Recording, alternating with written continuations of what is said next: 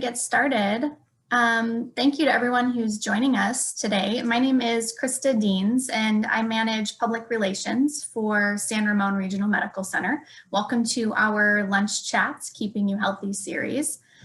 We developed this series to introduce different medical experts to the community and have them discuss a variety of topics from healthy habits to updates in medicine and everything in between.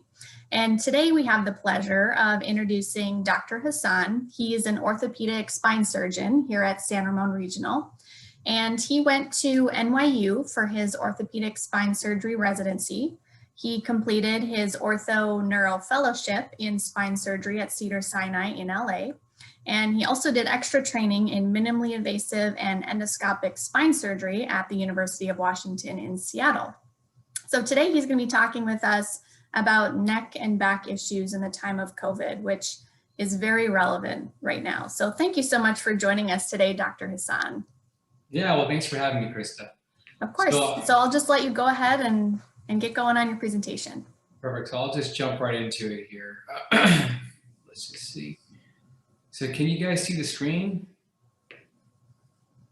Yep, there it is. Perfect. All right, perfect. So we're going to be talking a little bit about neck and back issues related to COVID. This is obviously a lot of patients I've been seeing in the office have been coming with neck and back issues, and the increasing frequency of that I think is related to a lot of staying at home and working from home. So we're going to go over some basic topics, kind of understand what the role of spine surgery and seeing a spine surgeon is in terms of your neck and back issues, and just some basic understanding of why we do have neck and back issues.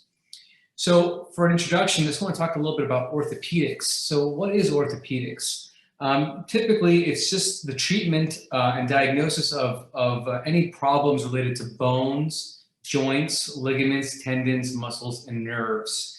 And the goals of orthopedic surgeons really to diagnose and treat these problems and really return patients back to normal function and movement.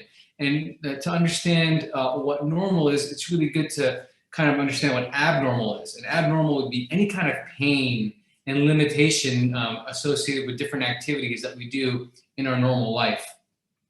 So what I'm going to focus on is a subspecialty of orthopedics, which is spine problems, which is related to neck, upper back, and lower back problems. And really, this spans a whole gamut of different problems, and I'll kind of try to keep it basic so it's very much relevant to the general public. Now, back issues are not uncommon. I mean, there's an incidence of almost 80%. It's the most common musculoskeletal pain that people experience. Neck is not as common, but is up to 70%. So at any given time, 31 million Americans experience low back pain. And that's a pretty significant number. And if you look at this chart here, this is a National Health Institute study that looked at the most common reason for missed work was actually back pain. And it's the second most common reason for a visit to a doctor. And you can see there's other types of pain which are related to back pain, which is sciatic pain, also nerve pain, etc. But really, you can see this is a really big issue. And this is a recent article. It's pretty interesting. Came out of Atlantic in 2016. It looked at, in a 15-year period, or actually 25-year period, there was a tremendous increase in the amount of low back pain throughout the world, and it's considered one of the biggest causes of disability around the world. You can see from 1990 to 2015. In 1990, globally, the low back pain was ranked as number 12. In 2015, it shot to number 4. And a lot of that is because, overall, we're getting better at taking care of people. And as a result of that, the patients are living a lot longer. And you can see this graph here that generally our population is getting a lot older. But another important component of this, which is more relevant to today, is that we have evolved to be bipedal animals who stand on 2 feet and stand upright. But as we get more and more immersed in technology, you can see that we're kind of getting these different postures and the type of work we do, and we're kind of essentially going against what evolutionary made us stand upright. So you can see that, especially during COVID, that there's a big issue with neck and back problems, And that's related to just poor posture, honestly. And we'll talk a little bit more about that later on. But this is an article from New York Times, it was published pretty recently. So looking at a survey from chiropractors who said that the amount of patients coming in for neck and back issues has just been skyrocketing. And that's really just patients are hunched over their couch or their kitchen counter trying to do work. And really, we don't understand what good posture is and how that can actually impact general back and neck issues and what that can result down the line. Now, this is another study that came out recently looking at just pain. And you can see that not only are we having more pain from just being hunched over and working from home, but just the COVID in itself, it causes a lot of psychological and social stressors. And there's enough studies to show that if we already have pain, that all these psychological and social stressors can actually increase the amount of pain we're experiencing. So to really understand the spine, you have to understand what the spine does. And really, we have to understand that the spine provides function and form. And that's based on the anatomy. And how does it provide function and form? So, well, without our spine, we're like jellyfish. We don't have any structure. We have no way for our arms and our legs to anchor to our body. And that's why they describe that, the spine as the core, the foundation, is because that's where everything is built. All movement comes from that. And you can see that with the spine, we have these discs, and these discs allow for nice fluid motion. Again, this is a very important function. So the spine provides structure, support, and function, and in terms of movement. And with these discs, we also allow us to have flexibility. You can see that now we might not all have this kind of flexibility. I know I don't. But in terms of what the spine allows us to do with the complex interaction of joints, that allows us to move in space and to partake in different functions in life, whether it's athletic activities or just kind of lifting something off the floor. So I want to talk a little bit about what the spine anatomy is, because I think this is very important. So you have to understand the spine and how it functions, and to then understand where it goes wrong. Now you can see the spine is divided into the vertebral column into about 3 sections: the cervical, thoracic, and lumbar spine. And these compose about roughly 24 bones. These are called vertebral vertebra, and they have a front part, a back part, and they're anchored together with these discs. We'll talk a little bit about. And essentially, that you have the disc in the front, which is sort of a joint in a way, and then you have a joint in the back called the facet joint. And now, what the spine does is, with the complex interaction of these joints, as well as muscles and tendons attached to these bones, they allow us to move like we previously described.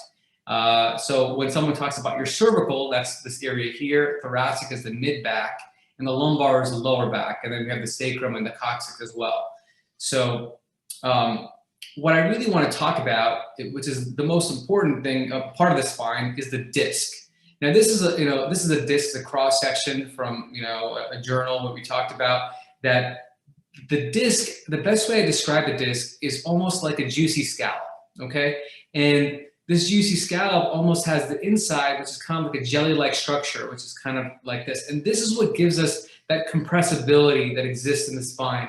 It gives that flexibility. And what this disc does, allows us to essentially have coordinated movement by offloading forces throughout different discs in the body.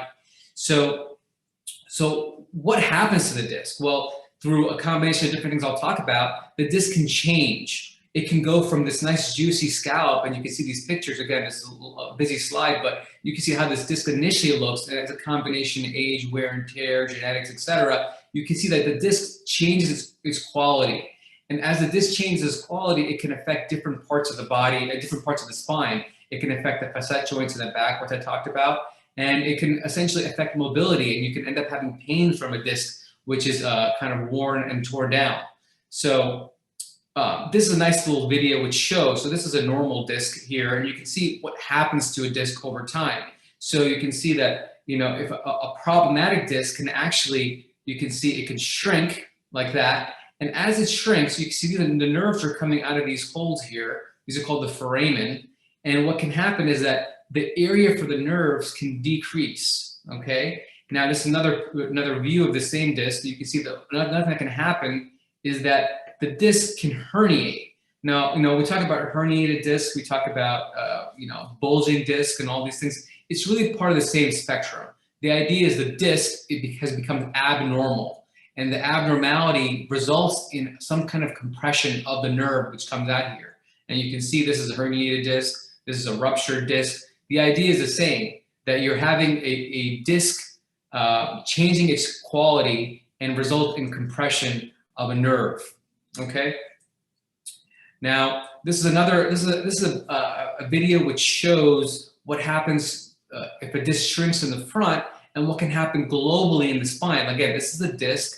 These are the joints in the back. Okay, these are facet joints we talked about.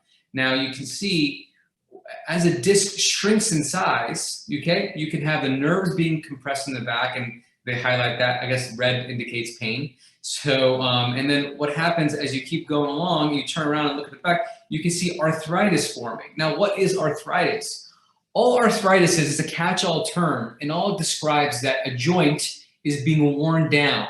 And you can see all these bone spurs forming. This is not a normal looking joint anymore.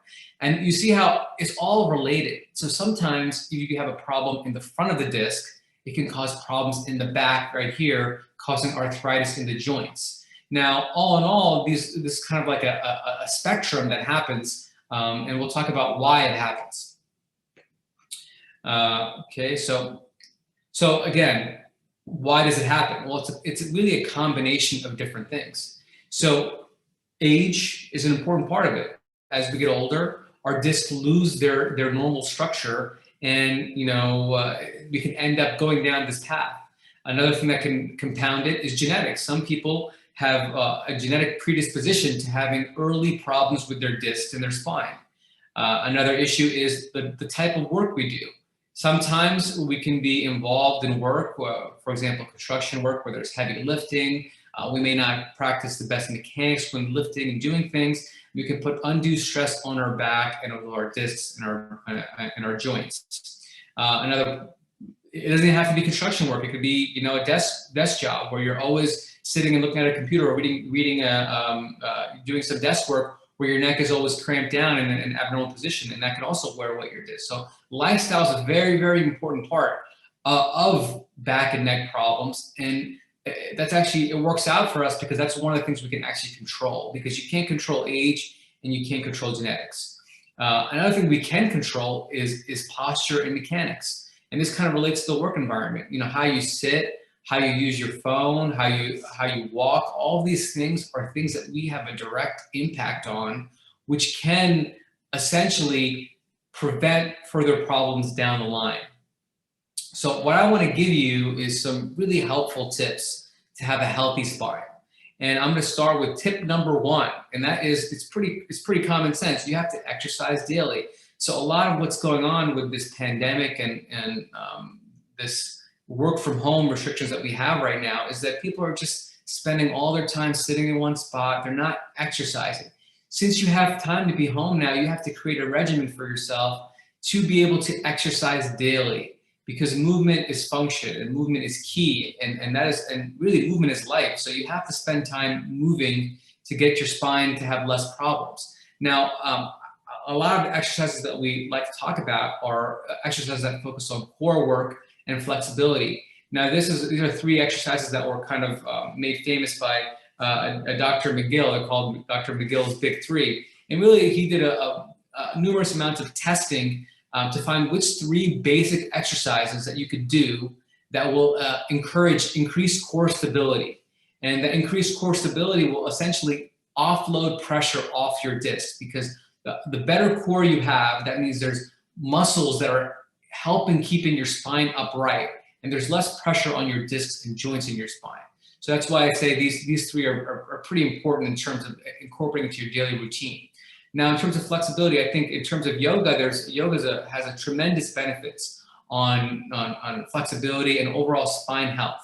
And these are some basic exercises you can do that I myself do that help with maintaining flexibility, whether it's both knees to chest, the cat-cow, child's pose, downward facing dog, etc. These are really important components to having these routines as part of your everyday life.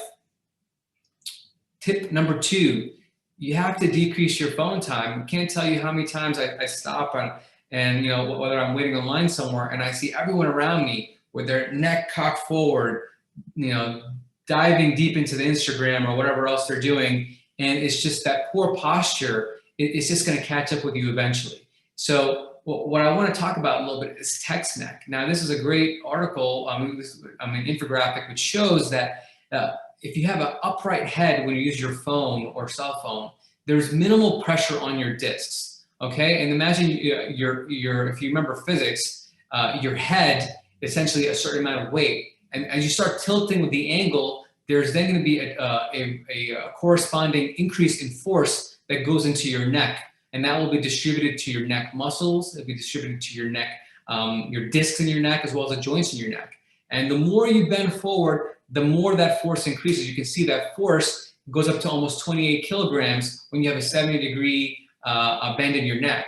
So the biggest thing I'd advise, if you're going to use your phone, I know everyone does, try taking your phone and just kind of keep your neck straight and look at it like this. This will be a lot better for you, and you'll notice a difference, you know, right in the first week or two of doing that. Tip number 3, you know, fix your posture and your mechanics. You can see this. This is a great example of what poor posture is. This is Mr. Burns, and you can see that posture it's easier to understand posture when looking at you from the side. You know, we talk about posture from the front. Ideally, the spine is ideally aligned so that your head is sitting on top of your pelvis. A straight line goes across. Now, we talk about scoliosis, which is not what we're going to talk about today. But you know, scoliosis is when there's a curvature when you're looking at someone facing a front view. But what posture I'm talking about is posture from the side. Now, normal posture typically, again, has the neck or the head kind of centered over the pelvis. And you know, when as spine surgeons, we always look at alignment. We draw lines coming from certain bones going down to make sure they're aligned perfectly. Now, we talk about kyphosis and lordosis. Really, the normal curvature of the spine, there's a certain degree of lordosis here. And lordosis is this curve like this, okay? And there's lordosis here as well. So normal spine curvature has some lordosis in the cervical spine. They also have some lordosis in the lumbar spine and a slight kyphosis in the thoracic spine here. So really you have this nice curvature, which is essentially the basic fact you have to understand about your spine is respect your normal curvature. So whatever you're doing and whatever we're going to talk about now in terms of mechanics, it all comes down to what the normal curvature of the spine is. Now, when you have increased kyphosis, you can see this is increased. Your neck and your head are facing forward here, okay? And that could put undue pressure on your disc as well as the muscles and fatigue the muscles. Then there's increased lordosis. Now, this is not as common, but you know, if someone does wear high heels, for example, they will have increased lordosis just based on the fact that the way their body is standing on the heels. So that, you know, that would be increased lordosis. That'd be too much curvature here.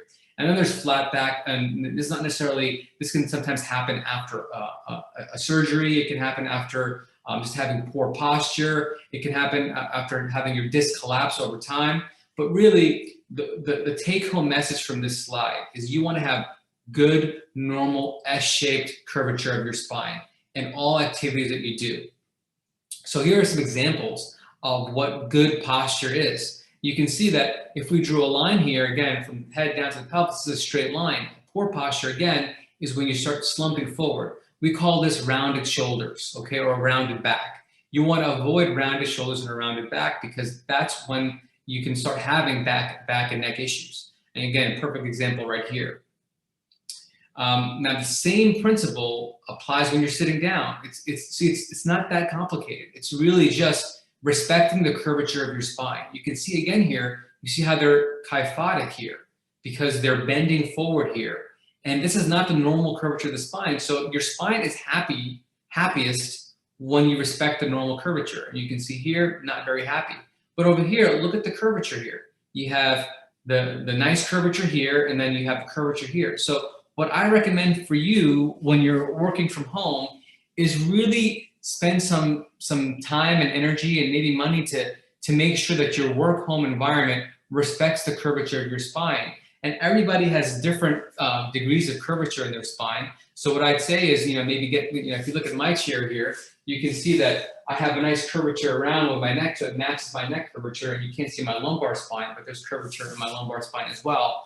So you have to find some padding or some kind of pillow or some kind of thing you can get off Amazon, which can support the gap that exists to support this lumbar lordosis here, as well as this lordosis here. And you can see this is someone who's really adapted their chair to fit that environment, if that makes sense. Now, people always ask me, hey, doc, how do I sleep? How can I sleep better? And this, it's all the same thing. I always tell people, if you understand posture and you understand what good posture is, everything else will come natural. So this all kind of highlights the same thing. If you look here, your posture, you want to have a straight posture, like you want your spine to be straight when you're laying down. So if your pillow is too high, your neck is up, you can start having neck pain. If you have a nice curvature here supporting the side of your neck, then your neck is straight and you'll have less neck pain. And the same principle for the lumbar spine, you see. And when people ask me, hey, should I get a harder bed? Should I get a softer bed? It's going to be a trial and error system. You have to figure out what exactly is your bed doing in terms of your weight distribution to allow you to maintain that curvature. And if I was to say, if you're going to sleep on either on your belly, your back, or your side, I'd say sleeping on your back is probably the safest bet. Although, I know myself, I find myself in 8 different positions when I'm sleeping. So it's easier said than done. But if you had to pick one, I'd say sleep on your back. Now, another important thing, I can't tell you how many times I have patients come to my office. They said, okay, I was helping my friend move, or, I went to pick up the kitty litter in a heavy bag, and now I have severe pain in my back and my legs. And a lot of that's the same principle from text neck, is that as you have a rounded back here, the whole weight of your torso is distributed to your discs here. We talked about how your discs, remember how they're like juicy scallops and how you can wear them down and cause issues? Well, that's an example of how that can happen, is that you lift a heavy load like that, and then all that force gets distributed to your discs. So what I encourage, again, same principle before, you see, respect the curvature and make sure the spine is straight, and use your knees and hips to lift. You see, this is correct posture here. And you can see these little vectors they use to delineate how the spine looks when you're bending. This is ideal position of your shoulders and your pelvis and your neck. This is poor posture. You see, again, rounded back. So you want to avoid that. And this nice little video, it shows you how you're supposed to lift here. You can see, again, when they bend down, a rounded back. And that's what you want to avoid. You see here, as they bend down, they maintain that curvature. So that's the key. So that's what I really want to hammer home here, is that it's all about respecting your spinal alignment and your balance.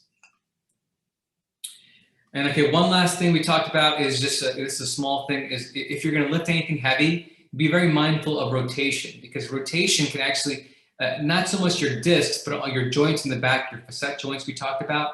As you rotate with too much force, you can also have problems with those joints in the back. So that's why it's important that if you're carrying a heavy load like this, use your legs to transfer to the correct position you need to drop the box off, or wherever you need to do with movement.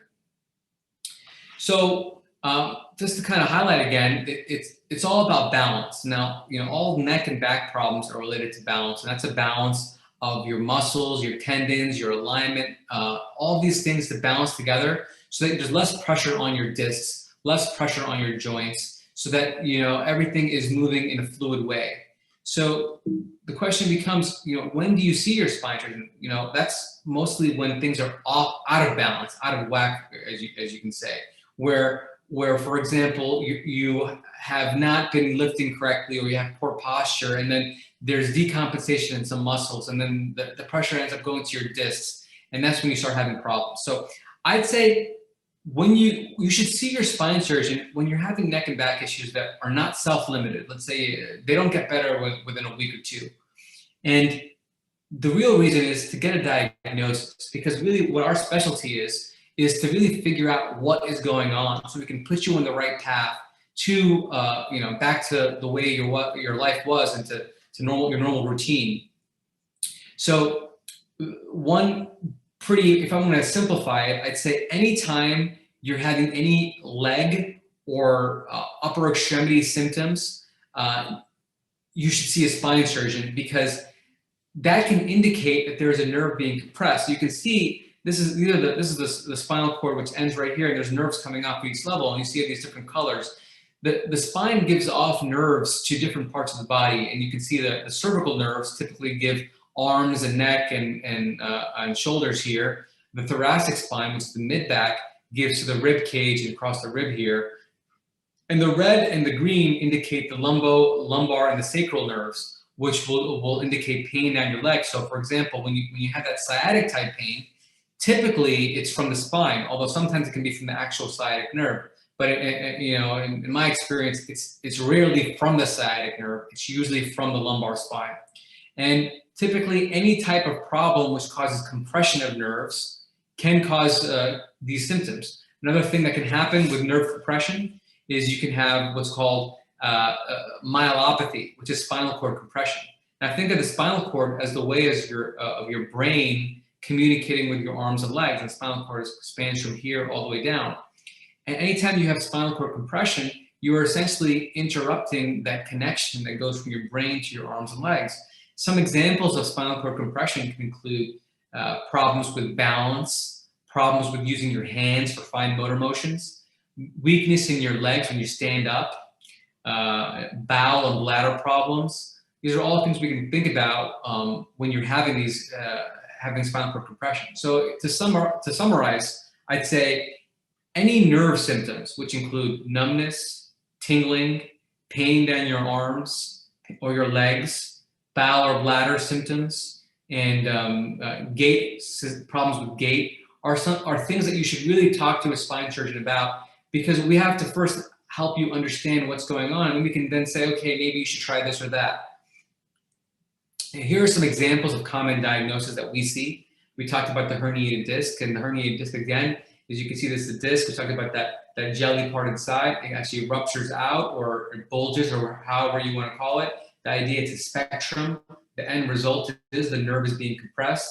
Again, like the diagram always points, red means bad. So you see the nerve is being compressed, and that indicates pain here. And the nerve can herniate in different parts. It can be in the middle, it can be in the side, it could be in so many different locations. And typically, herniated disc presents with lower extremity symptoms, numbness, tingling. That could be in your arms as well, as we previously described. Another common complaint is that we see in the office is spinal stenosis. Now, this is essentially crowding of the area for the nerves in the middle. So you can see this is a tight area for the nerves. And how does that happen? A combination of different factors, usually age, wear and tear. What happens is you have bone spurs, which form here from, just the longer you have a longer time you spend on this earth, the more likely you're gonna have bone spurs. And as those bone spurs start to impinge on your spine, you start to have symptoms. The most common way patients present with this, they have this pain which hurts in both of their legs when they're walking. And the most common example is that someone who's going to the grocery store, and they say, hey doc, I only get relief when I'm in the grocery store, when I'm bent over my shopping cart. And that's because as you bend over, you're opening some area for the canal. And that's why they have some relief. But when they stand upright and they extend their back backwards, they start to have increasing pain. So that's another reason to go to the spine doctor as well. And then this one is not as common, but does happen. This is called spondylolisthesis. This is a fancy word for having the vertebral column slide forward. Now, it can happen as a result of a break in the bone, which you're either born with or happen slowly over time, or it can happen from incompetent disc, where the disc is kind of worn down over time, and essentially you start to have sliding forward in the spine.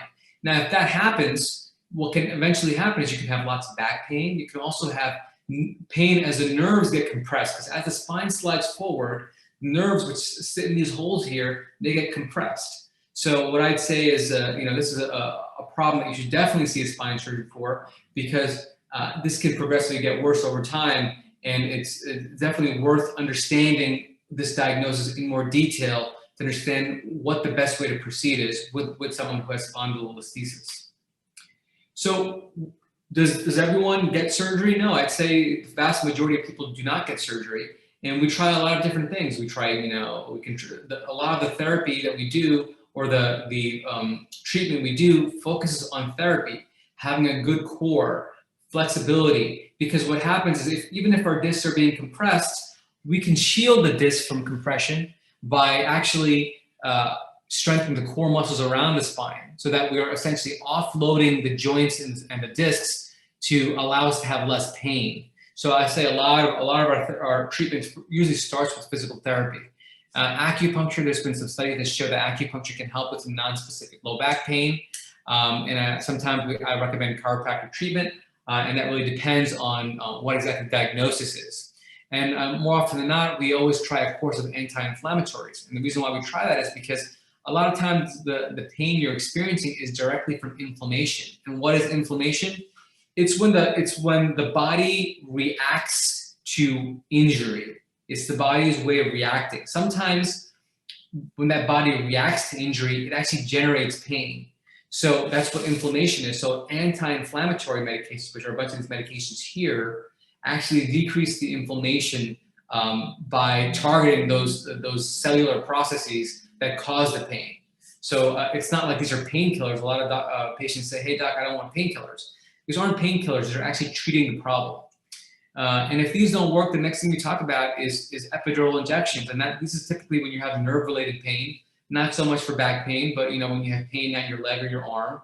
We can sometimes take a steroid, which is essentially a very strong anti-inflammatory, and put it directly to where the nerve is. And this could provide some temporary relief, it could provide some long-lasting relief, it really depends. And again, these are kind of decisions that you have to make when you talk to your spine doctor. So the question becomes, when do you actually need spine surgery? Well, I like to rephrase that question. I don't think you ever really need spine surgery. There's very rare occasions when you need spine surgery. Those rare occasions are when you have weakness that's not getting better. I'd say when there's spinal cord compression, when you're having problems with balance. These are the kind of things I think about when you need surgery, because if you don't, a lot of bad things can happen if you don't go on the rapid surgery. But I'd say for the majority of patients, it's not really a question of need. It's a question of wanting surgery. And that's because I'd say if you're in constant amounts of pain throughout your day, and it's affecting your quality of life, and you've tried everything, then I'd say that's when you probably want surgery. Because at that point, you're essentially sacrificing your quality of life. And a lot of the procedures we do are basic quality of life procedures. They're meant to decrease the pain in your normal activities and return you to a normal active lifestyle. So again, to answer the question, when do you need spine surgery, is not often, but you probably will want it at some point when you tried everything else and things aren't working for you. And the good news is spine surgery of today is very different from spine surgery of yesterday. Now, San Ramon actually has some of the cutting edge technologies in spine surgery, and we utilize robots for putting instrumentation into the back. We also have endoscopic spine surgery, and it's one of the few centers in all of California that actually has endoscopic spine surgery. And this is really exciting to me. It's something that I have a deep interest in. Now, I want to talk a little bit about what endoscopic spine surgery is because I again have a special interest in it, because I did special training just to learn it, because I feel like it's going to change the way we look at and approach spine problems. Now, let me forward this a little bit. So you can see this is a patient laying down. This is a patient who has a herniated disc. And you can see, again, I'll show you that herniated disc right there. You can see this is a herniated disc right there. This is the nerves in the back here. So this is a common problem we see. This patient obviously has tried everything and continues to have back and lower extremity symptoms. So what we do is we use cameras to access that problem, to access that disc. Now, this is an example of the camera that we use. This is the camera. As you can see, the size of the camera is about a number 2 pencil.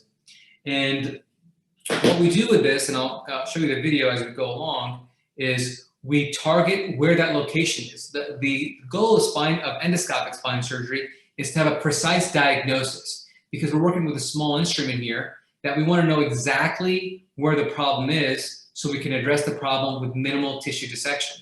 So as you see, we localize the area, we use x-rays to find the right area, and really the problem and the diagnosis is decided before surgery with either MRI, diagnostic injections, etc. So we first put a needle to where we need to go. Then we make a very, very small incision. You can see the incision is probably less than 1 centimeter. I'll show you right here. Skip this part. A really tiny little stab incision there. That's it. And then what we do is we then insert a camera. We kind of open up that area a little bit, take a little bit of bone just to open up the area, and then we bring the camera inside. And you can see this is the disc herniation right here. And all we do took a little bit of bone, and now we can then access this disc herniation here, okay? And you can see the camera goes in, and you can kind of free up this disc. You can visualize the disc herniation. This is the camera here. This is a little area we can put instruments through. You see, and then, you know, I wish it was this easy, but yes, we grab the disc, and then usually what happens is as we take the disc out, this nerve, which looks obviously being bothered here because it's glowing, and after that disc is removed, you can see the nerve is a lot happier. So I have a special interest in this because we did a lot of research in this to make sure that that this technology is actually helping patients. And we did the study that was published in 2019, which looked at, you know, the benefits of endoscopic spine surgery. And really it shows that endoscopic spine surgery is a great alternative to conventional open spine surgery because it has a lower complication rate, has a lower reherniation rate, essentially faster return to recovery, faster, less use of narcotics, etc. And look at the incision, it's tiny. And the idea is it's pretty simple.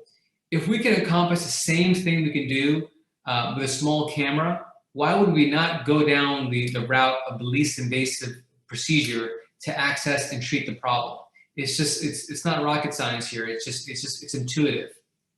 So again, some potential benefits we talk about include minimal dissection, minimal narcotic use, quicker return to work. I'd say most patients that I do this surgery on probably take you know, Tylenol or Motrin after the surgery for about a week or two. Rarely need to use narcotics. Usually if they have a desk job, they're probably back within a couple of days, maybe a week or so. If they have more heavy, strenuous job like lifting, I put them off work for about 6 weeks, not because they can't return to work, it's because I don't want them to get any further injury, because sometimes that work itself can compromise the disc. And I think overall, it's a great procedure, and I think it's something that it's really revolutionizing the landscape of spine surgery today.